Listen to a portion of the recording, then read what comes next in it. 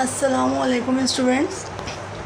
आज मैं FSc first year zoology के प्रैक्टिकल में एक्सपेरिमेंट जो फिजियोलॉजी के आपके एक्सपेरिमेंट्स हैं, जो कि आपका क्वेश्चन नंबर 2 बनता है, उसमें जो मैं एक्सपेरिमेंट एक्सप्लेन करने वाली हूँ उसका ऑब्जेक्टिव है measurement of blood pressure during rest and after exercise with BP apparatus. यानी ब्लड प्रेशर को आपने उसकी ब्लड प्रेशर की मेजरमेंट करनी है बीपी अपरेटस के ज़रिए, यानी बीपी अपरेटस के साथ ड्यूरिंग रेस्ट यानी आराम की हालत में और फिर एक्सरसाइज के बाद, और दोनों का बीपी मेजर करना है। आप पहले रेस्ट वाले सुकून की हालत में बैठे हुए तब ब्लड प्रेशर क्या होगा, और जब आप कुछ एक्सरसाइज करेंगे और एक्सरसाइज के बाद आप बीपी को चेक करेंगे या ब्लड प्रेशर की मेजरमेंट करेंगे तो वे ब्लड प्रेशर उस वक्त क्या होगा, दोनों में आपने करना है। अब ब्लड प्रेशर क्या होता है, सबसे पहले ये समझ लेते हैं कि ब्लड प्रेशर क्या है। Blood pressure is the process in which blood accepting against the wall of the blood vessels in which it is contained. There are two types of blood pressure. Blood pressure यानी खून का दबाव वो दबाव होता है जो कि खून की जो नालियाँ हैं उसकी दीवारों पे जो दबाव पड़ता है उसको ब्लड प्रेशर कहा जाता है। और ब्लड प्रेशर के दो टाइप्स होती हैं, एक को हम कहते हैं सिस्टोलिक ब्लड प्रेशर और एक को कहते हैं डायस्टोलिक ब्लड प्रेशर। अब हमें पहले ये समझना है कि सिस्टोलिक ब्लड प्रेशर क्या होता है और डायस्टोलिक ब्लड प्रेशर क्या होता है। अब सबसे पहले हम देख लेते हैं सिस्टोलिक ब्लड प्रेशर को। सिस्टोलिक एक्शन यानी सिस्टोलिक ब्लड प्रेशर यानी systolic action is maintain by the elasticity of the blood vessel artery. Its stroke and volume. Normal value of systolic blood pressure is 100 to 140 millimeter of mercury. यानी systolic blood pressure वो blood pressure होता है जो खून की नालियों के जो कि आर्टरीज़ यानी शरियान होती हैं उसके पर जो दबाव पड़ रहा होता है उसको हम कहते हैं सिस्टोलिक ब्लड प्रेशर। इसको मैं आपको आसान करके समझाती हूँ। सिस्टोलिक ब्लड प्रेशर को मैं आसान करके आपको समझाती हूँ। फॉर एग्ज़ाम्पल ये दिल है और इसके 4 खाने हैं और यहाँ से एक आर्टरी निकल रही है, ठीक है, एक आर्टरी निकल रही है जिसको हम एवोर्टा कहते हैं, ठीक है। ये मेन आर्टरी होती है जो कि बॉडी को ब्लड सप्लाई कर रही होती है। अब यहाँ से ये यहाँ पे ओपन है, यहाँ पे एक वॉल है। अब यहाँ पे क्या होता है कि ये वेंट्रिकल जो होता है ये कॉन्ट्रैक्ट होता है यानी सिकुड़ता है। जब वेंट्रिकल सिकुड़ता है तो ब्लड को इजेक्ट करता है यानी ब्लड को बाहर निकालता है, बाहर फेंकता है अगर हम ये कह सकें। तो जब ब्लड कॉन्ट्रैक्ट होता है और ब्लड को इजेक्ट करता है इस एवोर्टा में ये ब्लड आ गया। अब इसको पूरी बॉडी में सप्लाई करना है यानी इसको दूर तक जाना है। आप सपोज़ ये कर लो कि ये एक पाइप है, इसमें से आप पानी को पास कर रहे हैं। अब ये पाइप यहीं पर ही पड़ी हुई आपके पास, यहाँ से आपने पानी को दाखिल किया तो ये यहीं पर ही पानी यहीं गिर जाएगा, ठीक है। लेकिन आप चाहते हैं ये पानी दूर तक जाए तो आप क्या करेंगे कि इसको थोड़ा सा यहाँ पे इसका पैसेज बंद कर देंगे तो ये पानी दूर तक जाएगा। अब होता क्या है कि पूरी बॉडी को ब्लड सप्लाई करना होता है, बहुत दूर तक जाना होता है।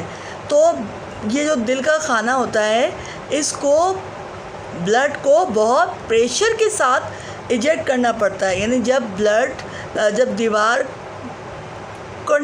वेंट्रिकल कॉन्ट्रैक्ट होता है यानी बंद होता है, सिकुड़ता है, तो वो क्या करता है ब्लड को इजेक्ट करता है और बहुत प्रेशर के साथ करता है।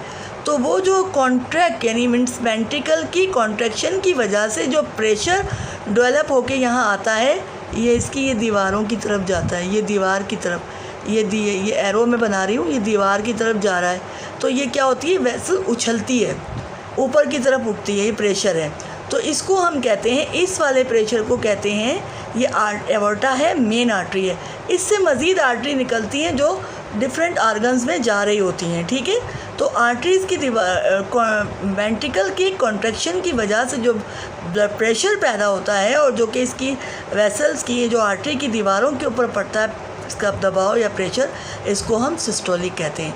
और सिस्टोलिक प्रेशर जो नॉर्मल होता है वो 100 से 140 होता है। क्या होता है? 100 से 140 मिलीमीटर ऑफ मरकरी, ये है सिस्टोलिक।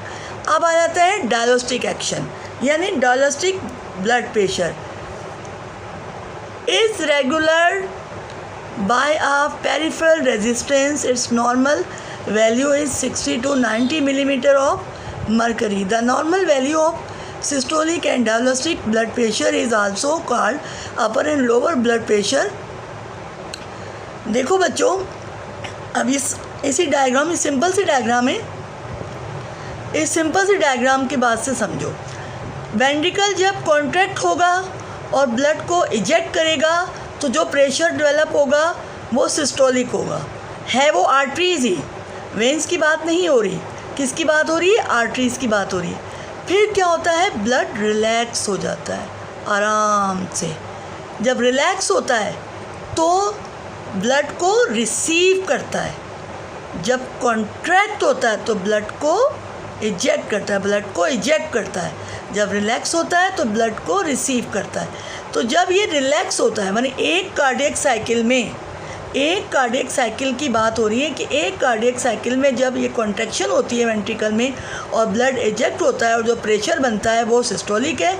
और जब ये रेस्ट करता है, यानी रेस्ट की हालत में मतलब क्या होता है कि जब ये रिलैक्स होता है, ब्लड वसूल कर रहा होता है, तो इसका प्रेशर जो है, जो इस आर्टरी एवर्टा के अंदर यानी आर्टरीज के अंदर जो प्रेशर होता है वो कम हो जाता है। तो वो वाला प्रेशर जो होता है वो क्या कहलाता है? डायस्टोलिक ब्लड प्रेशर कहलाता है।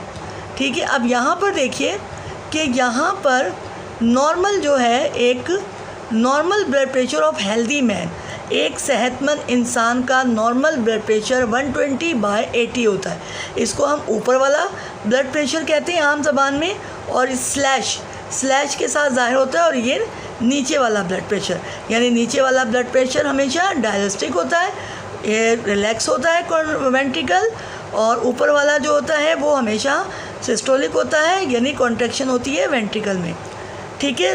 120/80 से 140 to 90 ये नॉर्मल है। इससे ऊपर होगा तो वो हाइपरटेंशन यानी हाई ब्लड प्रेशर होगा। तो लिखा है the increase value of normal blood pressure is called hypertension. अगर इस वैल्यू से, ये जो नॉर्मल वैल्यू है, इससे ब्लड प्रेशर बढ़ा हुआ हो जाए तो उसे हाइपरटेंशन कहा जाता है, यानी हाई ब्लड प्रेशर कहा जाता है। लेकिन अगर इस नॉर्मल वैल्यू से ब्लड प्रेशर कम हो जाए, the decrease value of normal blood pressure is called hypotension. ठीक है। और लो ब्लड प्रेशर, तो इसको क्या कहा जाता है? हाइपोटेंशन यानी लो ब्लड प्रेशर कहा जाता है। अब ब्लड प्रेशर को मेजर कैसे कहते हैं वो मैं आपको बता रही हूँ, आइए देखते हैं।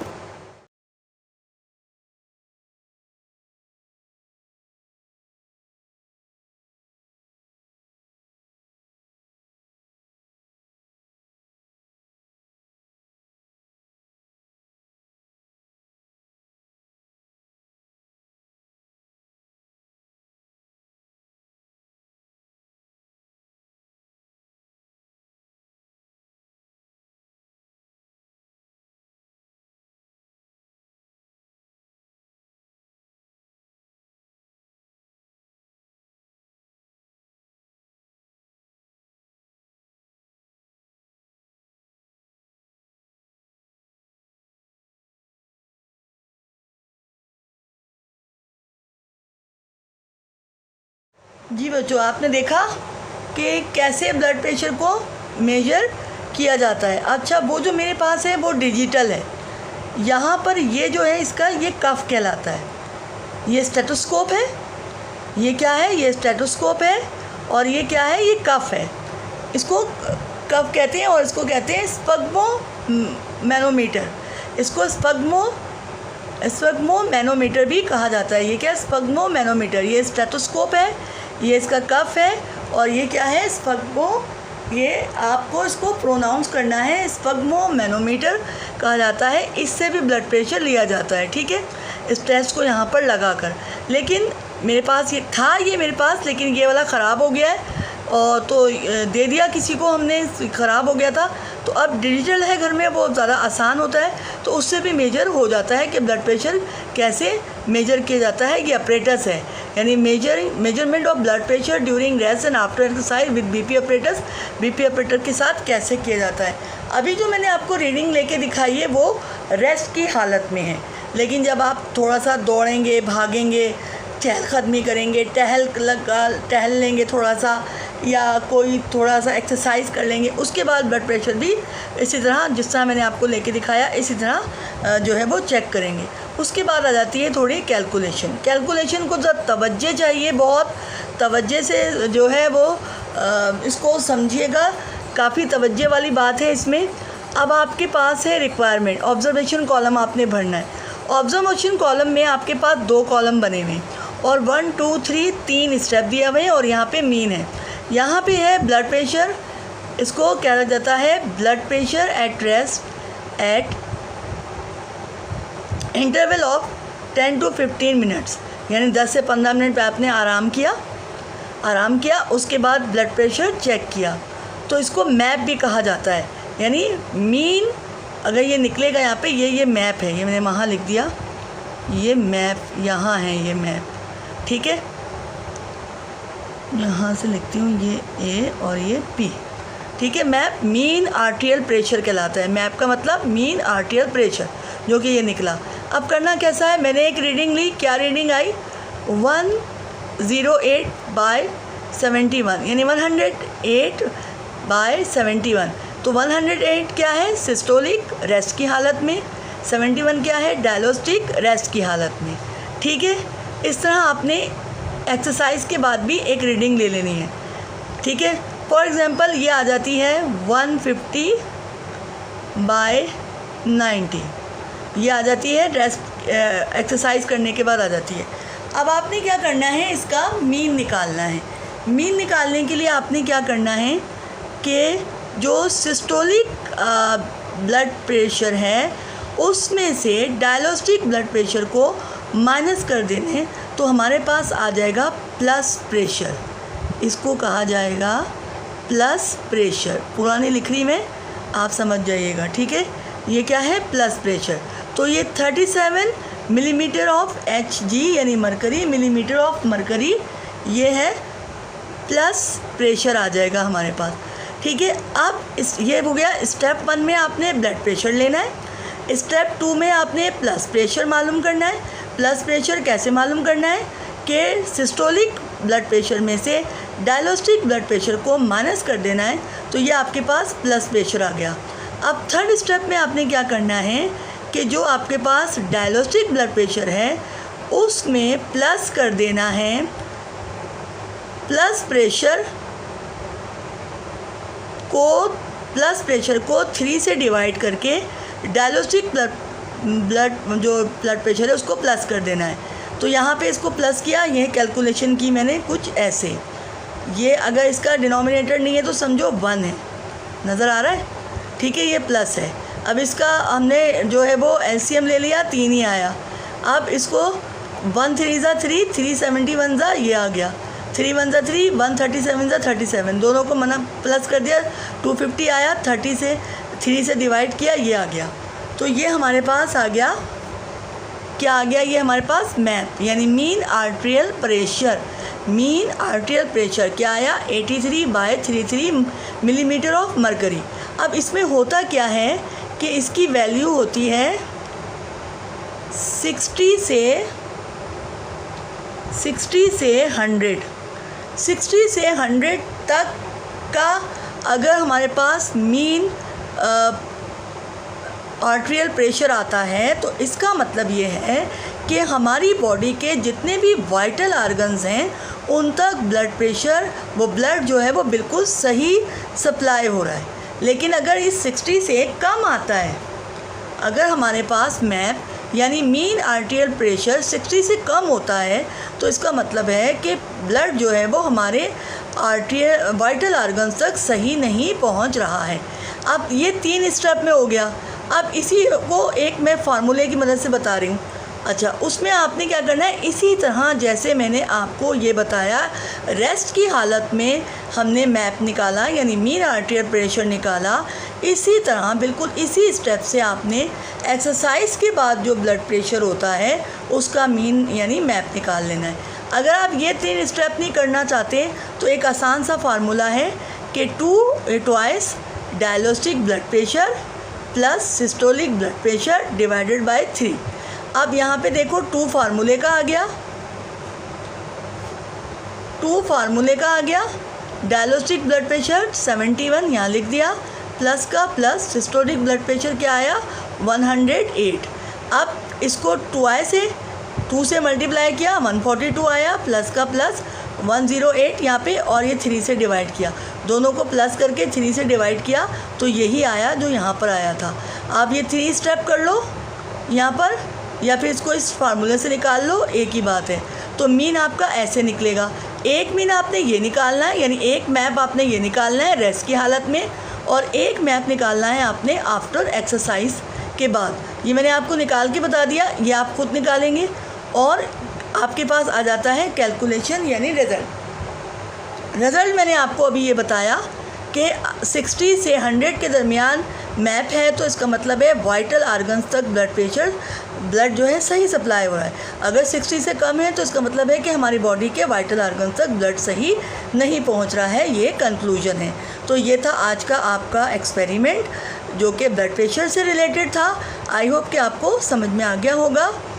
मिलते हैं नेक्स्ट प्रैक्टिकल के साथ, नए टॉपिक के साथ। अल्लाह हाफिज़।